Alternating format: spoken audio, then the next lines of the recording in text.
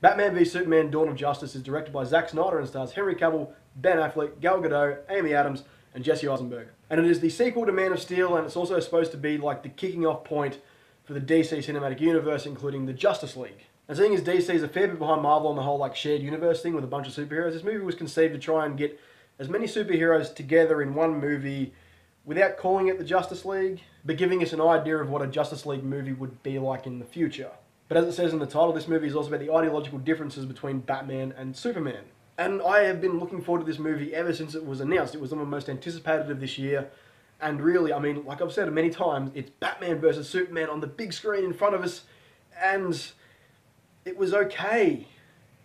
And that's a worry. Okay, first of all, the good. I will talk about the good first because there was a lot of good in this movie. Ben Affleck as Batman is fantastic. He is fucking awesome. He's one of the first actors to really bring that duality of Bruce Wayne and Batman to screen, and you believe him in both roles. You totally believe him as like the playboy Bruce Wayne. He really does bring that character to life, but you also really believe him as Batman. He is probably the most brutal, badass Batman ever put to screen. Some more good was Gal Gadot as Wonder Woman. She was, along with Jesse Eisenberg, one of the real strange casting choices I found in this movie, and ones that I was really worried about because up until this point, I'd really just seen her being pretty and driving cars in the Fast and the Furious franchise. I didn't know whether she had the acting chops to pull off a character like Wonder Woman, but thankfully, she did a fantastic job, and her introduction into the battle scene at the end of this movie was one of the best parts of the movie by far. It was fantastic, so I'm 100% on board for Gal Gadot as Wonder Woman. Now, Henry Cavill as Superman, he did a good job again. I kind of liked his performance in Man of Steel. I liked his performance here.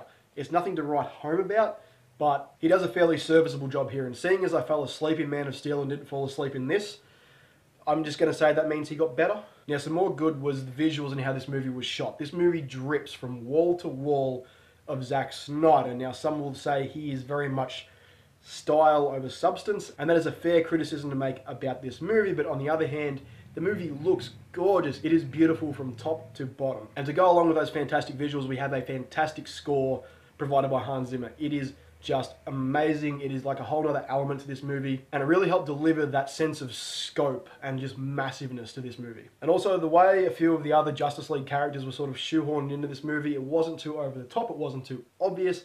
It was a nice subtle way to set them up for future movies. Now for some of the bad. Jesse Eisenberg as Lex Luthor. I couldn't get into it. It was just, you know, Mark Zuckerberg all over again. It was just, but even more annoying than he was in The Social Network, if that's possible. Like, I just never bought into the fact that he was this real, you know, supervillain guy. He was just this annoying little rich kid. Amy Adams as Lois Lane, well, not entirely a bad thing. I just don't really buy into her either. I didn't really buy into her in Man of Steel.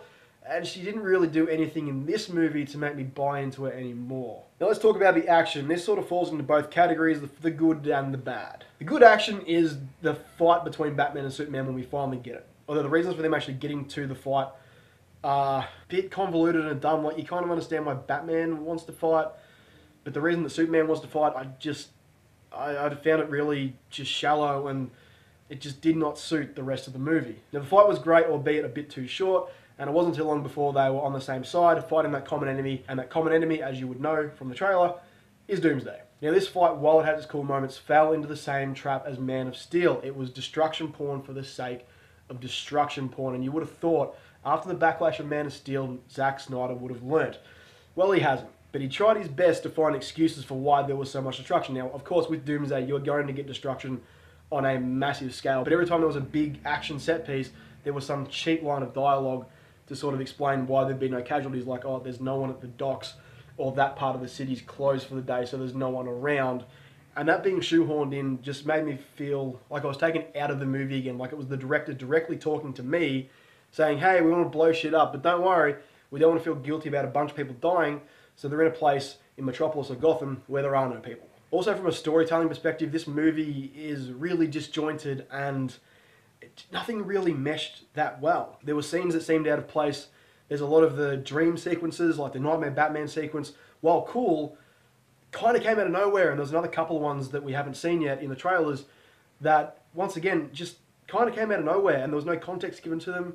and then once they're over, they're not really referenced again, and you just sort of left wondering, why was I subjected to that? Why was 3 to 4 minutes of screen time wasted on that when it could have been developing a story? This problem plagued the movie a lot in the first and second act, and it felt like it took ages for the story to actually get going, which in a 2.5-hour movie is not a good thing. You want to be hooked from the start. Probably my favourite scene in this movie is Bruce Wayne in Metropolis while Superman was fighting Zod in Man of Steel. It was absolutely fantastic, had me on the edge of my seat, and it's right at the start of the movie, so I'm like, brilliant, let's have some more of this all the way through the movie. And then it gets bogged down with like courtroom scenes and just boring shit that I just did not care about, and I didn't feel served the movie, didn't progress the plot forward. There were a lot of scenes in this movie that I just felt could have been just plucked, and you wouldn't have known the difference. Just take it out, trim this movie down to like 2 hours, and it might have been a lot better. And at the end of the day, I wanted to love this movie. I wanted it to be amazing. Unfortunately, in just a few key areas, it fell short. So with all that being said, the good performances and the good action, and then the bad performances and the bad action, I'm going to give Batman v Superman Dawn of Justice 3 out of 5 Batmans. So if you've seen Batman v Superman, what did you think? Let me know in the comments down below. Click right here for all your movie needs. And as always, guys, I'll catch you in the next one.